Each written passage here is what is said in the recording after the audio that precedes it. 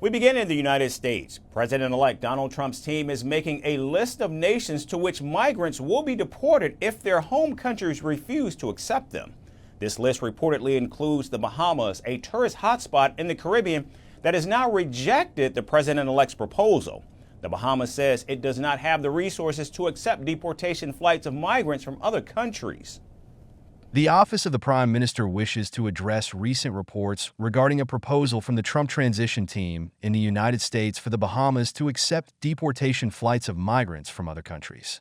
This matter was presented to the government of the Bahamas, but was reviewed and firmly rejected by the Prime Minister.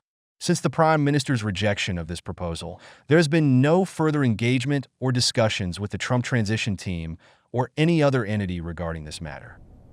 Now, apart from the Bahamas, Donald Trump's list of reportedly includes Mexico, Panama, Grenada, and the Turks and Caicos Islands. The plan could mean that thousands of migrants are permanently deported from the United States to countries they have no connection with. Now, it's unclear whether these migrants would be able to legally work and live in the countries to which they are in fact deported.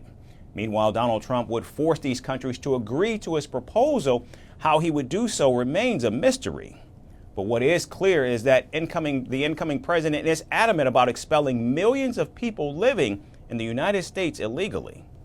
The United States is now an occupied country, but it will soon be an occupied country no longer. Not going to be happening. Not going to be happening. On day one, I will launch the largest deportation program in American history. Going to get the criminals out. I will rescue every city and town that has been invaded and conquered, and we will put these vicious and bloodthirsty criminals in jail. We're going to kick them the hell out of our country as fast as possible. The incoming Trump administration has also vowed to round up and deport foreigners belonging to rival countries like China. Meanwhile, Mexico is hoping to strike a deal with Donald Trump to limit non-Mexican deportees it could receive from the United States. Obviously, we stand in solidarity with everyone, but our main purpose is to receive Mexicans, and we hope to reach an agreement with the Trump administration so that, in case these massive deportations happen, they send people from other countries directly to their countries of origin. Notably, the U.S.-Mexico border has become a place where migrants from around the world are gathering with hopes of crossing into the United States.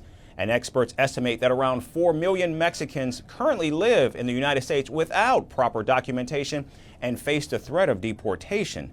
Hence, Mexico cannot afford to exhaust its resource over non-Mexican deportees, as those would be needed to accommodate its own citizens. I think this immigration policy proposed by the President Claudia Sheinbaum is much more complex than that of the previous government. Still, we do not know anything. There is no support. There is no government presence in accompanying these caravans. The way I see it, Donald Trump is pressuring her, because Claudia Sheinbaum is not going to say something like that on her own initiative. That's because Trump is pressuring her to say things. And like any other country, Mexico is not obligated to accept third country deportees. However, it has agreed to do so in the past. The migrants Mexico accepted hailed from countries like Venezuela, Cuba, Haiti, and Nicaragua, which are difficult for Washington to approach directly due to diplomatic or political reasons.